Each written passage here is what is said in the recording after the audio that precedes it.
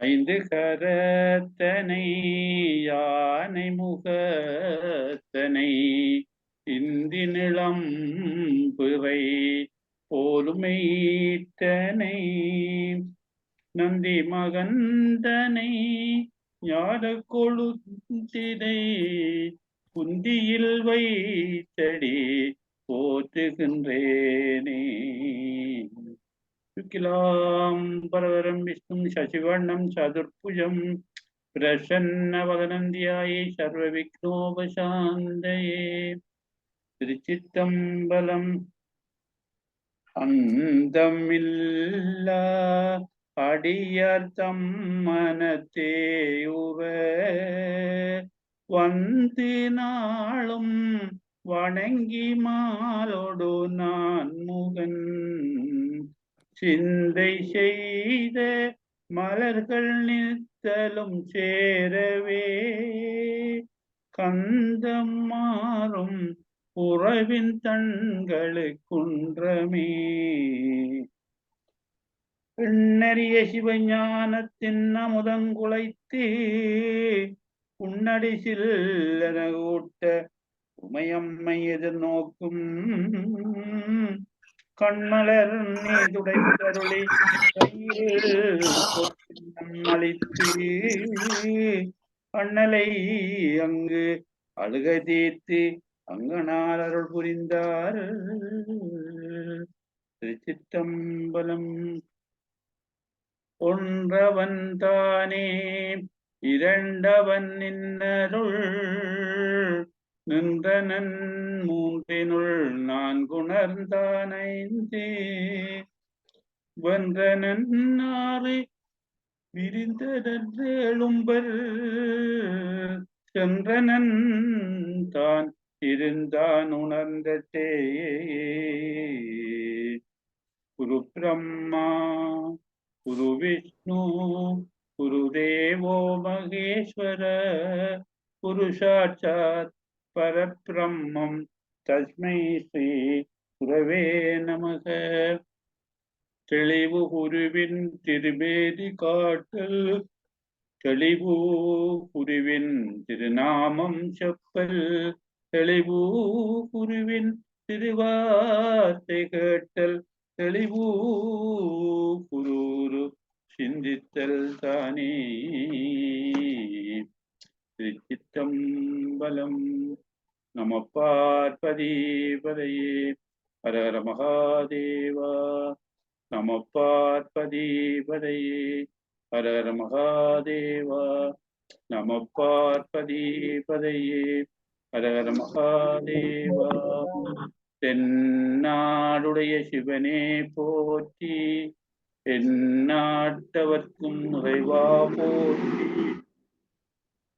இன்பமே சூழ்க எல்லோரும் வாழ்க சித்தபேஷா சிவசிதம்பரம் மேன்மைகொள் சைவ நீதி விளங்குக உலகம் எல்லாம். பெருமான் தில்லையம்பல நடராஜனின் திருப்பாதார பிந்தங்களை வீழ்ந்து பணிந்து வணங்கி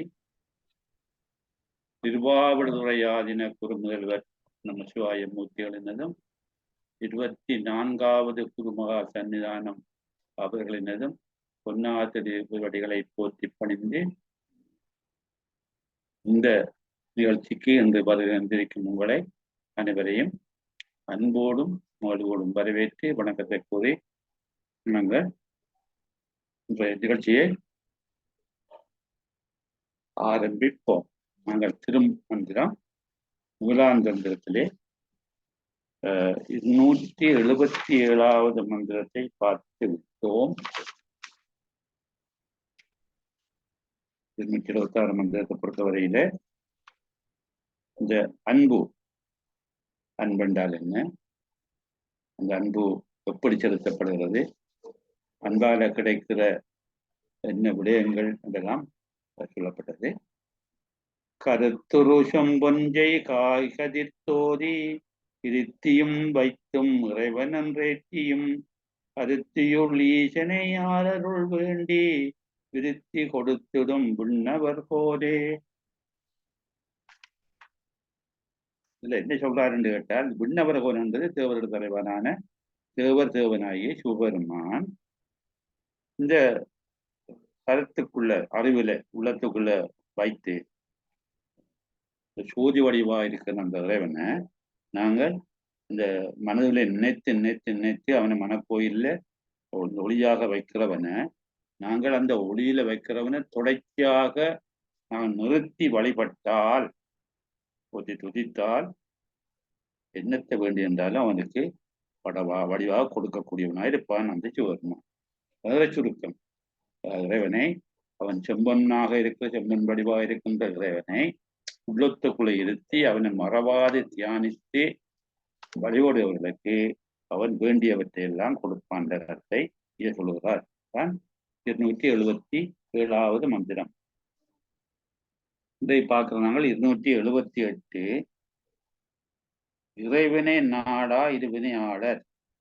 சிலர் இருவினை நன்மதியில் இருக்கிறவர்கள் சிவனை பற்றி யோசிக்காதவர்களுக்கு நேரம் இல்லை, நாடாமல் இருக்கிறார்கள். அவர்களுக்கு இந்த உலக இன்பங்கள் லௌகிக ஆசை பெருசா இருக்கிறபடியால் இறைவனை விரும்ப வேண்டிய தன்மை இல்லை.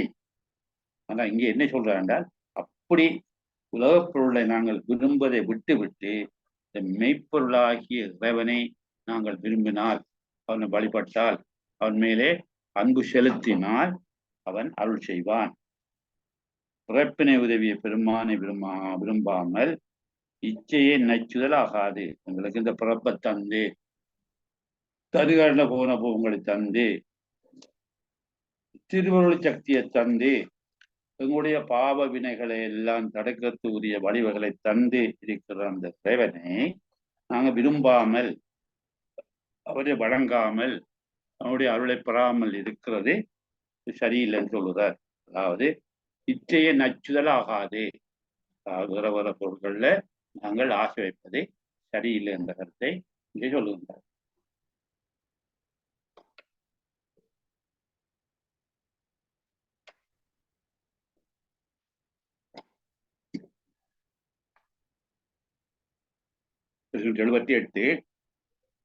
நித்தலும் துஞ்சும் பிறப்பையும் செய்தவன் வைத்த பரிசறிந்தேயும் மனிதர்கள் இச்சையுளே வைப்பறைந்தை பிரானன்று நச்சியே அண்ணலை நாடுகிறாரே.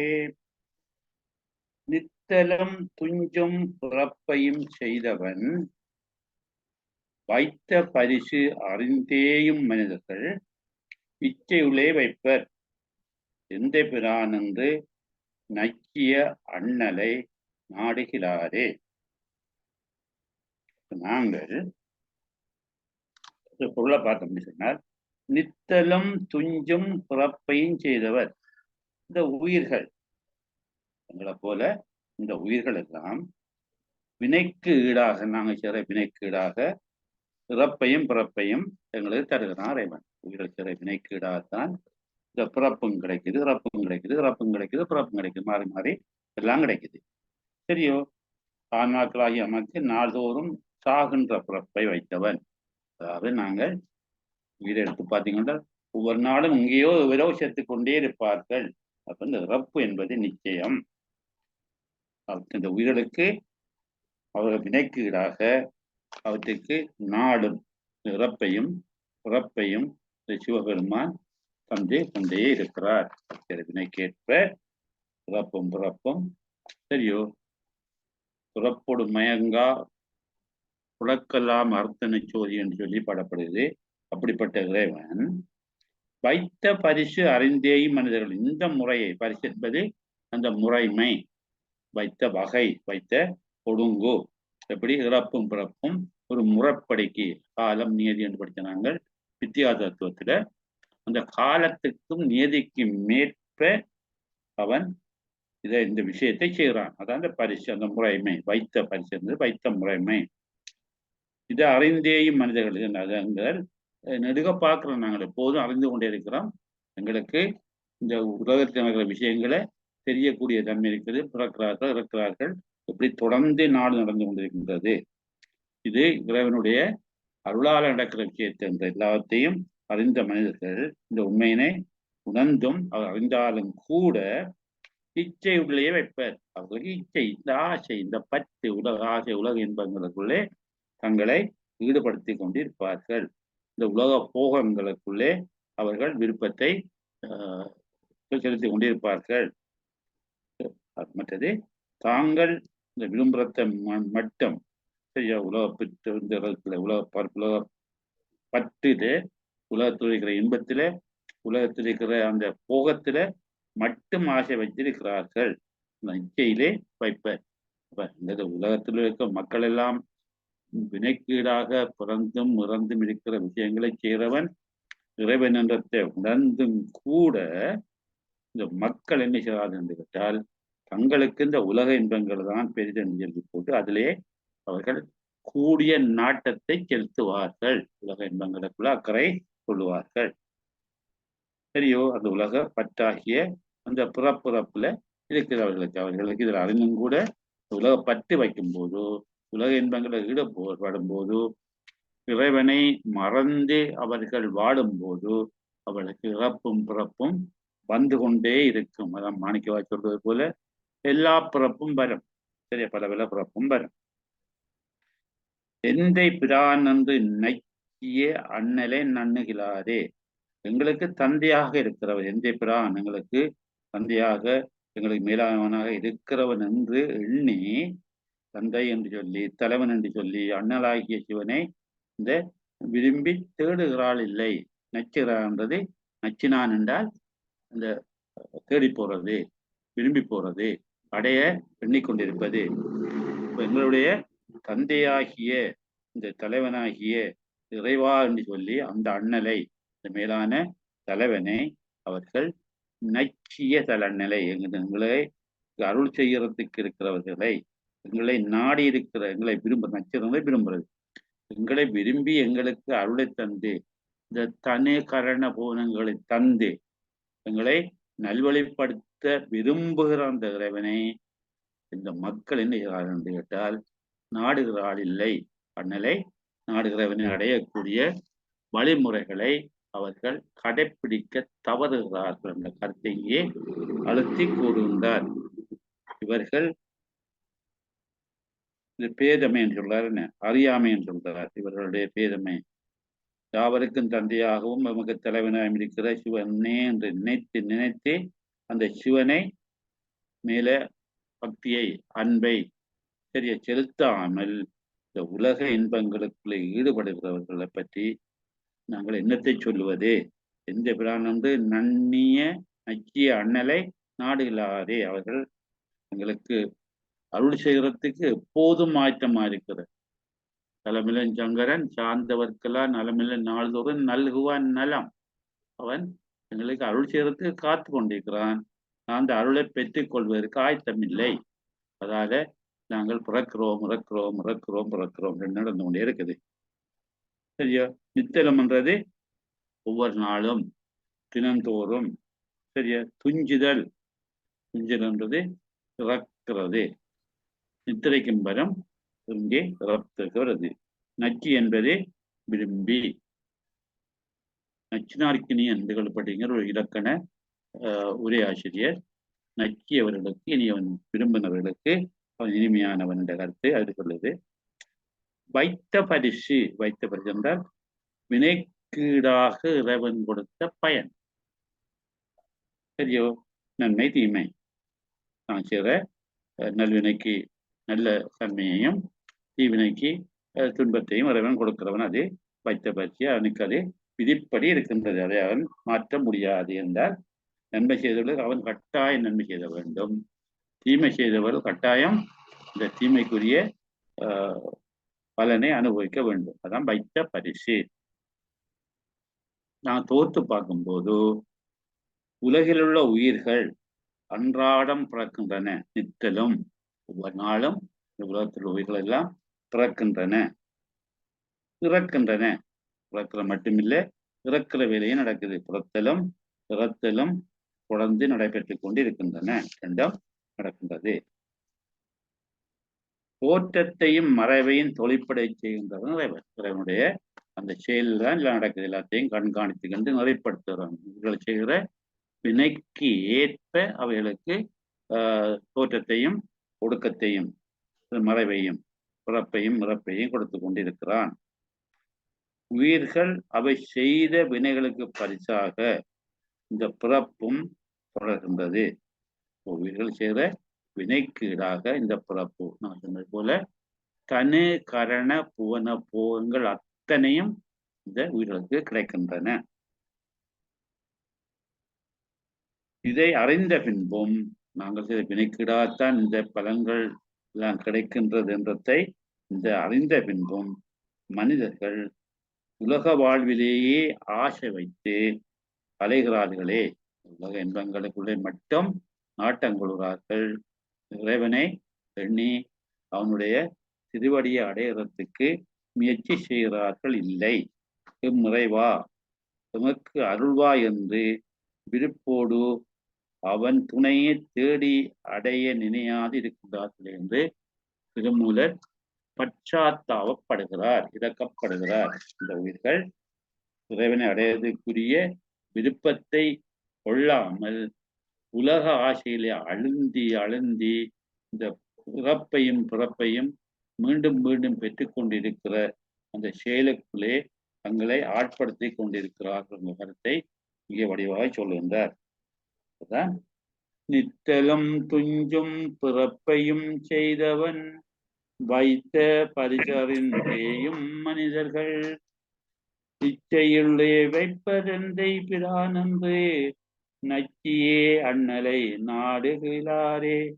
நச்சி என்பது நாங்கள் விரும்ப பார்த்தோம். நாங்கள் சரிய துஞ்சு என்ற ரத்தல், நித்தலும் என்று தினசரி, அண்ணலை என்றது எங்களுக்கு மேலான இறைவனை, சரியோ பிரான் என்றது எங்களுக்கு தந்தையாக இருக்கிறவர், எந்தை எங்களுக்கு தந்தை போல இருக்கிறவர் என்று சொல்கின்றார். இது 278வது மந்திரம். 279 அன்பு செய்வார்க்கு அணை துணை. நாங்கள் இறைவனோடு அன்பு கொண்டிருந்தோம் என்றால், அவனுடைய பக்தியில் சேர்த்தணும் என்றால், காதலாகி கசிந்து கண்ணீர் மல்கினோம் என்று சொன்னால் அவன் எங்களுக்கு எப்போதும் அணைந்த துணையாக எங்களை அணைத்து கொண்டு துணை செய்வான், எங்களை தன்னோடு சேர்த்து கொண்டு அன்பு செய்வான், எங்களுக்கு அருளை தருவான். இறைவன் அன்புள்ளார்க்கு பொருந்துகின்ற துணைவன். அன்போடு எவர் இருக்கிறார்களோ அவர்களுக்கு உறுதுணையாக இருக்கிறவன் இந்த இறைவன்.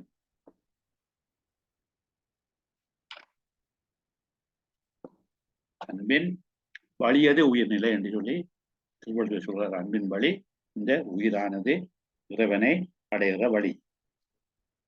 அப்ப இறைவன் அன்புக்குத்தான் எப்பயும் கட்டப்பட்டவன். இறைவன் அன்புக்கு அன்பினும் பிடியுள் அகப்பட்டவன் என்று சொல்லி பாடுகிறார்கள். இறைவன் அன்புக்கு எப்பவும் அடிமையா இருப்பான். அன்புக்கு அவன் கட்டுப்படாமல் இருக்கவே முடியாது. இந்த கருத்தை இங்கே 279வது மந்திரத்திலே சொல்லுகின்றார். அன்பினுள்ளான் உரத்தான் உடலாயுள்ளான் முன்பினுள்ளான் முனிவர்க்கும் பிரானவன் அன்பின் உள்ளாகி அமரும் அரும்பொருள் அன்பின் உள்ளார்க்கே அணை துணையாமே. அன்பின் உள்ளான் புறத்தான், அன்பின் உள்ளான் புறத்தான் உடலாயுள்ளான் முன்பின் உள்ளான் முனிவர்க்கும் பிரான் அவன் அன்பில் உள்ளாகி அமரும் அரும்பொருள் அன்பின் உள்ளார்க்கு அணை துணையாமே. பதிவாக சொல்லுகின்றார். இறைவன் எப்படி அன்பு செய்கிறார் என்று சொல்லி அன்புள்ளவர்களுக்கு, அன்பு செலுத்துவதற்கு அவன் எப்போதும் துணையா இருக்கிறான். அன்பின் உள்ளான் என்றால் தன்னை அறிகின்ற அறிவு கொண்டவரிடம் அந்த அன்பிலே நிறைந்திருக்கின்றான். அவனை யார் யாரெல்லாம் உள்ளத்திலே இருத்து வழிபடுகிறார்களோ அவர்களுக்கு இறைவன் அன்பே வடிவாக இருக்கிறான். அன்பே சிவமாய் அமர்ந்திருந்தார் என்று சொல்லி முந்தி சொன்னவர் இங்கேயும் அதே கருத்தை தான் நிற்கிறார். அன்புக்கு இறைவன் எப்பவும் ஆட்பட்டிருப்பான், அந்த அன்பிலே கலந்திருப்பான். இறைவன் அந்த அன்பிற்கும் உள்ளும் உள்ளான், இந்த அன்புக்குள்ளே சிறைந்திருக்கிறான். அன்பையும் இறைவனையும் நாங்கள் பிரித்து பார்க்க முடியாது. சிவபெருமான் இன்ப இயல்பின நாதலினால் அதன் வாயிலாக அன்பின் நித்தனாய் உள்ளான். அன்பின் நிறைந்தவனாக, அன்பு நிறைந்தவனாக, அன்பு செறிந்தவனாக, இந்த அன்போடு உயிரை கலக்கிறவனாக இருக்கிறான். அன்பில் உள்ளான். புறத்தான் தண்ணி நிற்பது போல அவன் பிறடவன் நிற்பான். இறைவன் ஒவ்வொரு உயிரிலையும் இருக்கிறான். ஒன்றாய் இருக்கிறான், உடனாய் இருக்கிறான், வேறாய் இருக்கிறான், புறத்தாய் உள்ளான். வேறாய் உயிருக்கு உயிராய் இருக்கிற அந்த பிரபஞ்சத்துக்குள்ள சரியா அவன் உடனாய் இருக்கிறான்.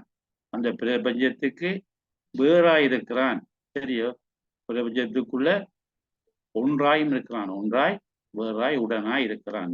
அவன் வேறாய் இருந்தாலும் அவற்றை விட்டு விலகாமல் அந்த பிரபஞ்சத்தை இயக்கிறவனாக இருக்கிறான். அதே போல உயிருக்கு உயிராய் நிற்கிறான், உயிருக்கு புறம்பாய் நிற்கிறான், உயிருக்கு உடனாய் இருக்கிறான். அவன் புறம்பாகவும் இருக்கிறவன். அந்த அன்பினுக்கு காவலாக, சரி, அன்பினுக்கு ஒரு அடையாளமாக அவன் இருந்து புறத்துக்கு அன்பு செலுத்துகிறவர்களுக்கு வெளியிலேயும் இருக்கிறான்.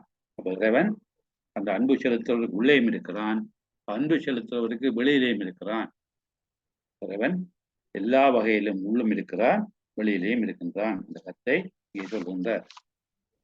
உடலாய் உள்ளான், இந்த அன்பையே உடலாக பெற்றவன். அன்பின் பெரிய தன்மையாக உடல் இருக்கின்றது, அன்பின் இருப்பிடமாக இருக்கின்றது. அந்த அன்பையே உடலாக கொண்டுள்ளான். அந்த அன்புக்கு புகலிடமாகவும் இருக்கிறான். அவன் உடலாகவும் இருக்கிறான். அந்த அன்பையே படிவாக இருக்கிறான். அப்ப அன்பே எல்லாம், அன்பே சிவம் என்று சொல்றபடியால் உடலாகவும் இருக்கிறான், உள்ளாகவும் இருக்கிறான், அன்பாகவும் இருக்கிறான், அன்புக்கு புறம்பாகவும் இருக்கிறான், அன்புக்கு அந்த தன்மையாக அன்பின் வடிவமாக அன்புதான் உடலாகவும் இருக்கிறான்.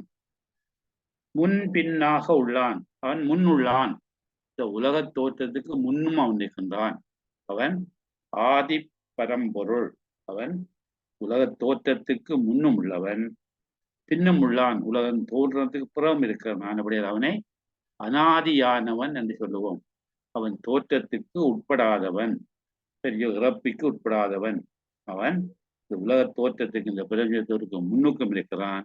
இந்த பிரபஞ்ச தோற்றம் சரியா வந்தா பிறகும் அந்த உலகத்தோடு இருக்கிறான். அப்ப இறைவன் என்றும் உள்ளான், எங்கும் உள்ளான். சரியா, என்றும் உள்ளான், எங்கும் உள்ளான், எல்லாம் அறிபவனாக உள்ளான், எல்லாத்தையும் இயக்குவனாக வல்லவனாக இருக்கிறான். இறைவன் ஆறுமனாவது சொல்றார், என்றும் நிறைந்தவன். சரியா, என்றும் உள்ளவன், எங்கும் நிறைந்தவன், எல்லாம் அறிபவன், எல்லாம் வல்லவன் என்று சொல்கின்றார். அவன் உலக அழிவுக்கு பின்னும் அழியாது நிற்கிறவன். இந்த பரிபாகமுற்ற ஆன்மாக்களுக்கு குருவாயும் வந்து முன்னின்று உணர்த்துவன். முன்னின்று உள்ளது இந்த உயிர்களுக்கு முன்னுக்கு வந்து, இந்த பிரகலாதருக்கு முன்னுக்கு வந்து உணர்த்துபவன், சகலருக்கு ஒரு குரு மூலமாக வந்து உணர்த்துபவன், விஞ்ஞான கலருக்கு உள்ளென்று உணர்த்துபவன். அப்ப இறைவன் இந்த முன்னுக்கு வந்தார் செய்வன், இந்த பிரபஞ்ச தோற்றத்துக்கு முன்னுக்கு இருக்கிறவன், உயிர்களுக்கு முன்னுக்கு வந்தால் செய்பவன். அந்த அருளை அந்த உயிர்களுக்கு எவருக்காக எப்பவும் பின்னுக்கு நிற்காதவன், பின்னுள்ளான். எப்பவும் இந்த உயிர்களுக்கு பின்னாலே இருக்கிறான். முன்னுக்கு வந்தால் செய்வான், பின்னாலே இருந்து அவற்றை இயக்குவான். அது தோற்றத்துக்கு முன்னும் இருக்கிறான், பின்னும் இருக்கிறான். அவன் நித்தியமானவன், அவன் ஒரு அனித்திய பொருளாக இருப்பவன் அல்லன். இந்த கருத்தை சொல்கின்றார். முனிவர்க்கும் பிரான், இந்த முனிவர் என்று சொல்றவர்கள் இந்த உடலை பற்றி அக்கறை இல்லாதவர்கள், ஆத்ம விசாரணை என்று சொல்லப்படுகின்றது. சரி, ஆத்ம விசாரணை செய்கின்ற முனிவர் இந்த உயிரை பற்றியே எண்ணிக்கொண்டு உயிரை எப்படி முன்னேற்றலாம், உடலை பற்றி எண்ணாது உயிரை இறைவனோடு ஒன்றிக்க செய்கிற தன்மையில் இருக்கிறவர் தான் இந்த முனிவர் தான் ஆத்ம விசாரணை செய்பவர். உயிரை நல்வழிப்படுத்தும் முறைகளுக்காக இறை சிந்தனையோடு இறைவனுடைய அவருடைய நாமத்தை சொல்லிக் கொண்டு இருக்கிறவர்கள் முனிவர்கள். சரியோ, அந்த அந்த முனிவர்களுக்கு எல்லாருக்கும் தலைவன். இப்படிப்பட்ட இறை சிந்தனையோடு இருக்கின்ற உலகத்திலே நாட்டம் இல்லாமல் இருக்கின்ற முனிவர்களுக்கும் அவன் தான் தலைவன். சாதாரண மக்களுக்கும் அவன் தான் தலைவன், அன்பு செலுத்துவதற்கு அவன் தான் தலைவன், இந்த உயிர்களுக்கு எல்லாத்துக்கும் உடம்பாயிருக்கிறவன் தான் அவன், இந்த பிரபஞ்சத்துக்கு தோற்றத்துக்கு முன்னுக்கும் இருக்கிறான் பின்னுக்கும் இருக்கிறான், இவர்களுக்கு முன் வந்து உதவி செய்கிறான், இவர்களுக்கு பின்னால் இருந்து வளர்க்கிறான், எல்லாம் அவன். அதே போல இந்த முனிவருக்கும் அவனும் ஒரு தலைவனாக இறைவனாக இருக்கிறான். அவன் முற்றுன்ற இந்த முனிவர்களுக்கும் முதல்வனாக இருக்கிறான். அவன் அன்பின் உள்ளாகி அமரும் அரும்பொருள். இவ்வளவு தெரியுமதே.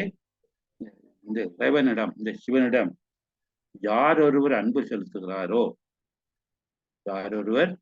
செலுத்துகிறாரோ, அவரிடம் நிலையாக இருப்பான், அவரை விட்டு பிரியாமல் இருப்பான். அவன் அன்பு செலுத்துகிறவரை விட்டு அகலாது அவனுக்கு எப்போவும் அணை துணையாக இருப்பான் என்று பின்னுக்கு சொல்றார்.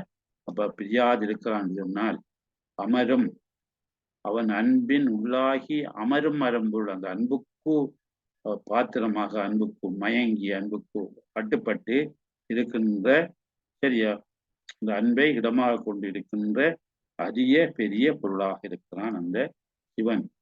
அன்பை இருப்பிடமாக கொண்டு யாரையாரிடம் அன்பு இருக்கிறோ அந்த அன்புள்ளவர்களையே அவன் அணுகி அவருடைய சேர்ந்து அவளுக்கு அவளை புரிந்து கொண்டே இருக்கிறான். அன்பின் உள்ளார்க்கு அணை துணை ஆமே, இந்த அன்பை செலுத்துவதற்கு எப்போதும் அணைந்த துணையாக இருக்கிறான் என்றும் அவர்களுக்கு சேருகின்ற அடைகின்ற ஒரு துணையாக எப்போதும் பக்க பலமா இருக்கிறான், அவளுக்கு புகலிடமாக இருக்கிறான். அன்போடு இது எண்ணுகின்றவர்களுக்கு, அன்பை இறைவன் மேல செலுத்துறவர்களுக்கு அவன் ஒரு சேருகின்ற அணைகின்ற துணையாக இருக்கிறான். எப்போவும் சரியா அவனோடு சேர்ந்து அவளுக்கு நன்மையை செய்வனா இருக்கிறான். அவன் நிறவாத இன்ப அன்புடையவர்களுக்கு தன் திருவடி இணையனை அழித்து அணைத்து என்றும் நீங்காத பெருந்துணையாக இருப்பான். அதுதான் அவன். சரியோ, இந்த உறவாத இன்ப அன்பு வேண்டி பின் வேண்டுகின்றார். புறமாமை வேண்டும், மீண்டும் பிறப்புண்டேல் உன்னை என்றும் மறவாமை வேண்டும் என்ற காரைக்கால் அம்மையார் புராணத்துல நீங்க படிச்சிருக்கிறீங்க. அந்த தன்மையில இவன் அந்த அன்பு கொண்டவர்களுக்கு எப்போதும் அவன் உறுதுணையாக இருக்கிறான். அன்பின் உள்ளான் என்று சொல்லி அந்த குழந்தை பார்த்தோம் என்று சொன்னால் நாங்க பார்க்கலாம்.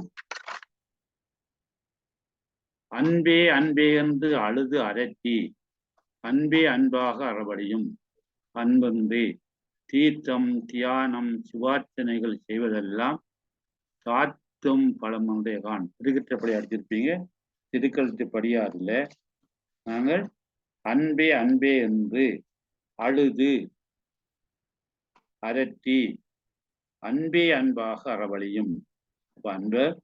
அன்பாக அறிவழிகின்ற அன்புதான் எல்லாமா இருக்கும் நிலையில அன்பின்றி, அன்பு இல்லாமல் நாங்கள் தீர்த்தம் தியானம் சிவார்ச்சனை செய்வதெல்லாம் சாத்தும் பரமன்றே காணல், சாத்துகின்ற ஒரு நல்லொரு பழமாக ஒரு முழுமையான பொருளாக இருக்காது. நாங்கள் என்ன செய்யணும், இறைவனோடு அன்பை செலுத்தி போட்டுத்தான் மற்ற வேலையெல்லாம் தியானம் செய்யறதோ தீர்த்தம் செய்யறதோ அர்ச்சனை செய்யறதெல்லாம் அன்பில்லாமல் செய்தால் எந்த பயனும் இல்லை. சரியாதான் நீங்கள் நாவுக்கரசியோட பாட்டு கொண்டு இருக்கிறது தேவாரம். கங்கை ஆடிலன் காவிரி ஆடிலன் கொங்கு தன்குமரி துறை ஆடிலன் ஓங்கு மாக்கடல் ஓத நீர் ஆடிலன் எங்கும் ஈசன் எனாதவர்க்கு இல்லையே, கடவுள் இல்லை என்பதற்கு இங்க கங்கையிலே தீர்த்தம் ஆடினா என்ன, சரியோ, காவிரியிலே தீர்த்தம் ஆடினால் என்ன, குமரி முலையில தீர்த்தம் ஆடினால் என்ன, சமுத்திரத்தை தீர்த்தம் ஆடினால் என்ன, நீங்கள் இறைவனை பற்றி சிந்திக்காமல் இறைவன் ஒருவன் இருக்கிறான் என்பதை உணராமல் நீங்கள் அப்படி சேரத்தால் எந்த பலனும் இல்லை. கங்கை ஆடிலன் காவிரி ஆடிலன் கொங்கு தன்குமரி துறை ஆடிலன் ஓங்குமாகடல் ஓத நீர் ஆடிலன் எங்கும் ஈசன் எனாதவர்க்கு இல்லையே, கடவுளை பற்றி சிந்திக்காமல் ஆடினால் எந்த நன்மையும் இல்லை என்ற கருத்தை இங்கே வடிவாக அப்பர் பெருமான் சொல்லுகின்றார். அப்ப அந்த சிவன் அன்பின் உள்ளான் என்பது சிவன் இந்த அன்பின் இடத்தினன், அன்பிலே குடியிருக்கிறான். சரியோ, அவன் அன்புக்கோடு சேர்ந்து ஒன்றாயிருக்கிறவன். முந்தி சொன்ன போல திருக்குறள் 80வது குறளை பார்த்தீங்கன்றால், அன்பின் வலியது உயிர்நிலை அகுதில்லார்க்கு என்புதோல் போர்த்த உடம்பு. உயிர்நிலை என்பது அன்பின் வழியாக அமைந்தது. அன்பின் அடையாளம்தான் இந்த உயிர்நிலை, உயிர் இருக்கின்ற இடமாகிய இது. அன்பு இல்லாதவர்களுக்கு எலும்பை தோலால் பார்த்த உடம்பா இருக்கின்றது. எலும்பை தோலால மூடின ஒரு உடம்பா இருக்கிறது. அன்பு செய்யாட்டால் வெறும் கட்டைன்னு சொல்லுவோம் என்ன, அது எந்த விதமான பயனும் இல்லாம இருக்கும். அப்ப அன்போடு உயிரோட அன்பு செலுத்தலாம், இறைவனோட அன்பு செலுத்தலாம், சரியோ? அந்த அன்பில்லாத அந்த உயிர் உண்மையான உயிராக கொள்ள முடியாது என்ற கருத்தை சொல்கின்றார். பிரானவன் என்பது முதல்வன், தலைவன், எல்லாவருக்கும் நன்மையை செய்கிறவன் தான் பிரான். முனிவர்க்கும் பிரானவன். முனிவர் என்பது முற்றும் துறந்தவர்கள், சரியோ? அவரு உலக இன்பத்தை அறவே அற்றவர்கள், சரியோ? இறைவனை மட்டும் பற்றி இருக்கிறவர்கள், அவர்களை துறந்தவர்கள் முனிவர்கள் என்று சொல்லுவான். அந்த முனிவர்களுக்கும் சிவன் பிரான். இந்த சிவன் தலைவனாக, முதல்வனாக, இறைவனாக இருக்கிறான், சரியோ? சம்பந்தர் 3வது திருமுறையில 8வது பதியத்துல 7வது தேவாரத்தை பார்த்தார். செவ்வளலாய் நிலனாகி நின்ற சிவமூர்த்தியும் மூவளல் நான்மறை ஐந்துமாய முனிகேழ்வனும். முனி என்றது முனிவருக்கு துணைவன்.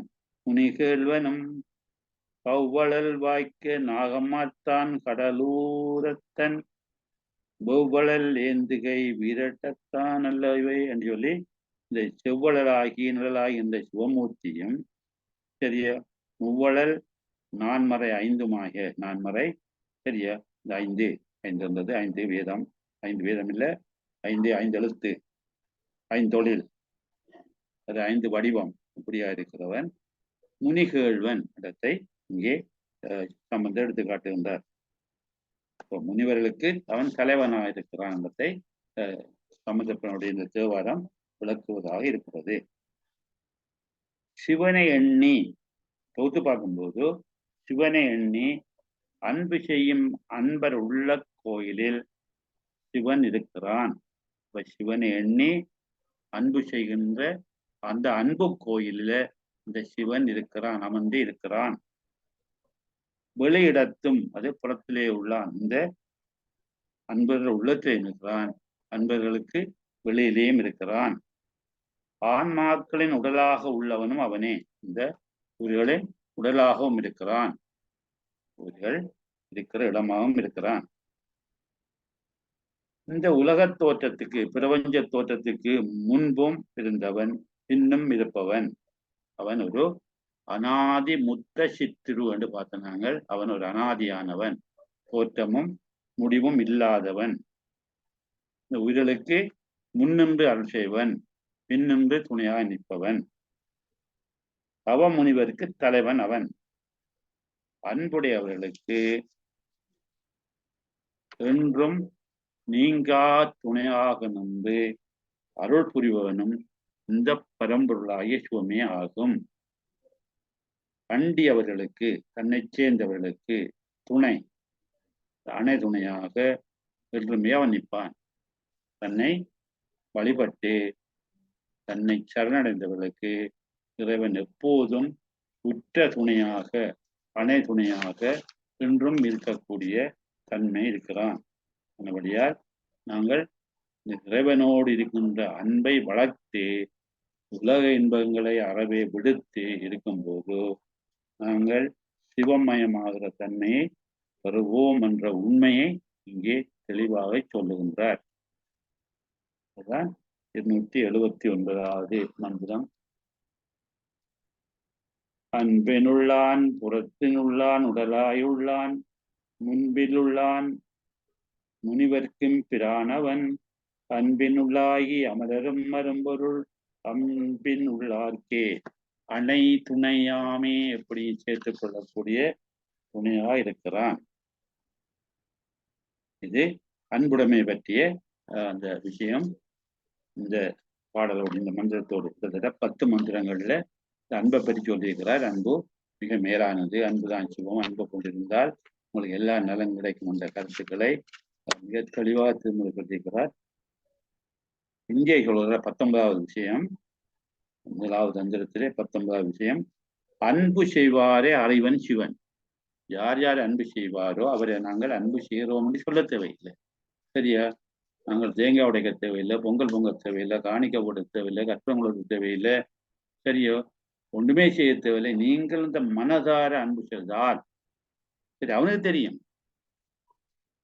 அந்த அம்மா கேட்டா நாங்கள் இறைவன்கிட்ட கேட்காடி அவர் எப்படி தருவாருன்னு சொல்லி நாங்க கேட்க தேவையில்லை. அவன் வேண்டத்தக்கது அறிவோய் என்று நாங்க வந்து சொன்னாங்களே, அவனுக்கு தெரியும் எங்களுக்கு என்ன எங்களுக்குள்ள இருக்கிறவனு தெரியாதா? அவன் எங்களுக்குள்ள இருக்கிறான எங்களுக்கு என்ன தெரியும் தெரியும். அவன் எங்களுக்குள்ளே இல்லைன்னு சொன்னா சில வழியில நீங்க சொல்ல இருக்கலாம். அவன் எப்பவும் எல்லா உயிர்களையும் உயிருக்குயிரா இருக்கிறான். அவனுக்கு என்ன தேவை, எங்களுக்கு என்ன தேவை, எங்களுக்கு நாங்க என்ன நிலையில இருக்கிறோம் எல்லாம் தெரியும். சரியோ? அப்ப அவன் அன்பு செய்வாரே அறிவான். யார் யார் பக்தி செலுத்துகிறார்கள், யார் யார் அன்போடு இருக்கிறார் என்பதை அவனுக்கு தெரியும். தெரிஞ்சபடியாத்தான் அவன் இந்த வினைக்கு தக்க விளைவை தருகிறான், பயனை தருகிறான். சரியா? அவன் உன்னையும் தேடி பார்த்து செய்யவில்லை. அவனுக்கு தெரிஞ்ச விஷயத்தை அவன் வடிவாய் செய்கிறான். அன்பு செய்வார்க்கும் அருளும் பரம்பொருள். இந்த அன்பு செய்வர்களுக்கு எல்லாருக்கும் இந்த பரம்பொருள் மேலான பொருளாக இருக்கும் இந்த சிவன் அருளை புரிவான், அருள் செய்வான். அன்பே சிவமாவது என்பதை அறிவாரை சிவன் அறிவான். அதான் சொல்லுங்க. அன்பே சிவமாவது, அன்பே சிவமாய் அமர்ந்திருந்தாரே என்று சொல்லி பார்த்தனாங்க தானே. அப்ப அந்த அன்பாக இருக்கிற சிவம் இது சரியா? அப்படிப்பட்ட சிவன்தான் அன்பு என்றதை யார் யார் அறிகிறார்களோ அவரை எல்லாவரையும் இந்த சிவன் நன்றாக அறிந்திருப்பான். அவனுக்கு எல்லாம் தெரியவன் முற்று உணர்ந்து கொண்டு பார்த்தாங்க தானே. 8 குணங்கள்ல அவன் அந்த 8வது குணத்துல அது உண்டு. முற்று உடையவன், முற்றறி உடையவன். சரியோ? அப்ப இந்த விஷயத்தை, அன்பு செய்வாரை பற்றி அறிகிற விஷயத்தை 10 மந்திரங்கள்ல திருமுறை சொல்லுகிறார். 10 மந்திரங்களை விளக்குறார். 280வது அன்பு செய்வாரை ஈசன் அறிந்து அருள் செய்வான் என்ற அந்த பொருளை சொல்லுகின்றார். 80வது மந்திரம். இகழ்ந்ததும் பெற்றதும் ஈசன் அறியும் உகந்து அருள் செய்திடும் உத்தமநாதன் கொழுந்தன்பு செய்தருள் கூறவல்லார்க்கு மகிழ்ந்தன்பு செய்யும் அருளதுவாமே. அன்பு இகழ்ந்தும் பெற்றதும் ஈசன் அறியும் உகந்து அருள் செய்திடும் உத்தம நாதன் கொழுந்தன்பு செய்து அருள் கூற வல்லார்க்கு மகிழ்ந்து அன்பு செய்யும் அருள் அதுவாமே. இகழ்ந்ததும் பெற்றதும் ஈசன் அறியும். உயிர்கள் எந்தெந்த உயிர்கள் தன்னை வழிபடுதுகள், தன்னோடு அன்பு செலுத்துதுகள், தன்னோடு அன்பு செலுத்தாமல் யார் யார் இருக்கிறார்கள், அதான் இகழ்ந்தது. தன்னை இறைவன் ஒருவன் இருக்கிறான் என்று சொல்லி இருக்கிறது போடுறது. சரி, இறைவன் இல்லை, அவனை வழிபட தேவையில்லை, எங்களுக்கு வேறு வேலை இல்லையா, இந்த ஆளை போய் வழிபடணுமான்னு நினைக்கிறவர்களும் இருக்கிறார்கள். அப்படிப்பட்டவர்களை இகழ்ந்தவர்கள். இறைவன் இருக்கிறார் என்பதை உணராது அதை இகழ்ந்தவர்கள். அப்ப இகழ்ந்ததும் அப்ப உயிர்கள் சரியா? அந்த உயிர்கள் தன்மாட்டு அன்பு செய்தலை இகழ்ந்ததையும் இறைவனோட அன்பு செலுத்துகிற இகழ்ந்தவர்களையும் பெற்றதும் உண்மையான அன்பை கொண்டிருப்பதையும் மேலே அன்பு கொண்டு அன்பை பெற்றிருக்கிறவர்களையும் அன்பில்லாதிருப்பவர்களையும் இறைவன் என்ன செய்வார்? அறியும். ஈசன் அறியும். ஈசன் அறிவார். சரியோ? மெய்யன்பு கொண்டிருக்கிறதை இறைவன் அறிவான். உயிர்கள் இறைவனை இகழ்வதையும் அதனால் அவர்கள் பெற்ற பயனையும் சரியோ? இறைவனை வணங்குவதால பெற்ற பலன், இகழ்வதால பெற்ற பலன், 2 பலனையும் பெறுவார்கள். எல்லாம் பலன்களை விளை கொண்டு செல்பவன. சரியா? இகழ்ந்தால் அவர்களுக்கு கஷ்டம் துன்பம் வரும். அவனை பெற்றால் அவனை நல்ல வகையில் நினைத்து வழிபட்டால் நல்ல நிலை கிடைக்கும். அதுக்கு அது சாதாரணமான ஒரு செய்தி. என்ன அவர்கள் பெற்ற பயனையும் சர்வஜன் முக்கியமான சொல்லு, நீங்க முதல் படிச்சிருப்பீங்க. சர்வஜன் எல்லாத்தையும் செய்யக்கூடிய, எல்லாத்தையும் வல்லவன். சர்வஜன் எல்லாம் அறிபவன், எல்லாம் வல்லவன் சொல்லுவோம். இறைவன் சர்வஜன், அவன் எல்லா தன்மையும் எல்லா விடயங்களையும் முற்றும் உணர்ந்தவனாக இருக்கிறான். அன்பினை பொருட்படுத்தாமல் வன்னெஞ்சராக திரிபவரையும் அவன் அன்பினை பெற்று மென்னெஞ்சராக இலகிய மனமுள்ளவராக இருப்பவரை அவனுக்கு தெரியும். அவனுக்கு எல்லாவற்றையும் அறியக்கூடிய அந்த ஆற்றல் இருக்கின்றது. இகழ்ந்தும் பெற்றதும் ஈசன் அறியும். உகந்து அருள் செய்ததும் உத்தமநாதன். மேலோனாகி அந்த இறைவன் உத்தமநாதன் என்பது மேலவன், உத்தமன் மேலானவன். உத்தமம் உச்ச நிலையில் இருப்பவர், அதமம் கீழ்நிலையில, அத்தம் என்பது சாதாரண நிலையில் இருக்கிறது. இங்கே உத்தமம் என்பது மிக மேன்மையாக இருக்கிறவன். இப்போ உத்தமநாதன் மிக மேலான நிலையில இருக்கின்ற இந்த தலைவனாகிய சிவன் உகந்து அருள் செய்திடம் உகந்தது இந்த மகிழ்ந்து நாங்கள் அவனை நினைத்து நினைத்து வழிபடும் போது, உள்ளம் உருவும் போது அவன் அன்பால அந்த அன்புக்கு உகந்து அருள் செய்யக்கூடியவன், விரும்பி அருள் செய்யக்கூடியவன், அன்பை ஏற்று அருள் செய்யக்கூடியவன். இவர்களுக்கு உத்தமநாதிய சிவன் தாமும் மனம் உவந்து, அதான் உகந்து அருள் செய்வது, மனம் விரும்பி மனம் உவந்து மனப்பூர்வமாக அவன் என்ன செய்கிறான், உதவி செய்கிறான். இந்த அறிந்த சிவன் அவரவர்கள் செயல்களுக்கு ஏற்றவாறு முறையாய இன்பத்தையும் துன்பத்தையும் கொடுப்பான். அவன் வினைக்குத்தக்க பலனை அளிக்கக்கூடிய ஆற்றல் பெற்றவன் இந்த சிவன். தான் உகந்தருள் செய்தும் உத்தமநாதன். கொழுந்து அன்பு செய்து அருள் கூற வல்லார்க்கு. கொழுந்து தேயிலை கொழுந்து என்று பார்த்தோம் பெரியவங்களுக்கு, வெற்றில கொழுந்து என்று பார்த்தோம். தளிக்கிறத கொழுந்து என்று சொல்லுவோம். கொழுந்துன்றது அந்த பயிருடைய இளமை பருவம். அப்ப மிக இளமையாக மிக மென்மையாக, சரியா, அந்த அந்த என்ன சொல்றது, அன்பை அடியிலிருந்து எழுப்பி சேர்றவர்களுக்கு அதான் கொழுந்தன்பு. உள்ளத்துக்களிருந்து எழுந்து வளர்கின்ற அன்பு, சரியா. இந்த சும்மா மேலான அன்பு என்று சொல்றதுக்கு இல்லை, அது கொழுந்தாக வளர்ந்து எழும்புகின்ற அன்பு, அல்லது கொழுந்து விட்டு பெருகுகின்ற அன்புன்னு சொல்லலாம். இந்த கொழுந்தன்பு செய்து அருள் கூற வல்லார்க்கு, அந்த அன்பனை புரிய வல்லவர்களுக்கு, தன் மீது மேலும் மேலும் புதிய அன்பனை செய்து இந்த கருணை மிகுவிக்க வல்லவர்களுக்கு, இந்த அடியவர்களுக்கு, அந்த இறைவன் மீது அன்புடையவர்களாக விளங்குகின்ற இந்த அடியவர்கள் யாவருக்கும் அதான் கொழுந்தன்பு செய்து அருள் கூற வல்லார்க்கு, இறைவனுடைய அருளை பெற முன் நிற்பவர்களுக்கு மகிழ்ந்து அன்பு செய்யும் அருள் அதுவாமே.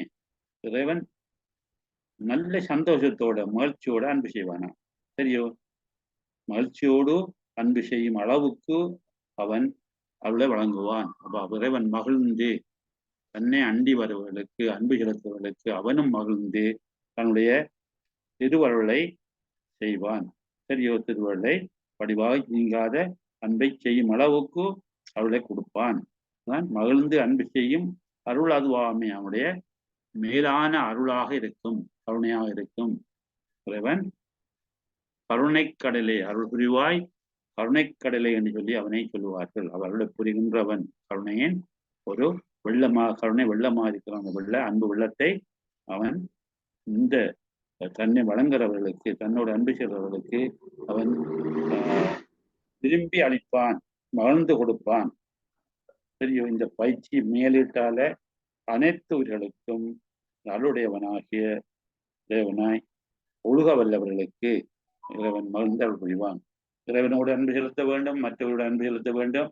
அப்படி செலுத்தி நாங்கள் அன்புடையவளாக இருந்தால் அவனுக்கு அதால சந்தோஷம் ஏற்பட்டு எங்களுக்கு எல்லா அருளையும் செய்து கொண்டிருப்பான். இறைவன் அப்படியான கருணை கடல் என்று சொல்லுவோம். என்ன நாம் இகழ்வதையும், என்ன கடவுள் வழிபாடு, என்ன கோயிலாவதா குளங்களாவதான்னு சொல்லுவோம் தானே, அது எல்லாத்தையும் அவன் அறிகிறான். இகழ்வது புகழ்வதையும் ஈசன் அறிவான், அறிந்து அருள் வழங்குவான். ஆதலால் அவன் மீது இந்த கிளைத்தெழுகின்ற கொழுந்தன் மேலோங்கி பெறுகின்ற அன்பு செய்ய வல்வர்களுக்கு அவன் என்றும் நீங்காது நிற்கும் அருளை வழங்குவான். அந்த கொழுந்து வளர்ந்து செல்கின்ற அன்பு, சரியோ. மெல்லிய அன்பு மிக பெருசாக வளர்ந்து செல்லும். அல்லது குழந்தை விட்டு எரிகின்ற நெருப்பு போல மேலோங்கி செல்லும் என்று சொல்லும்.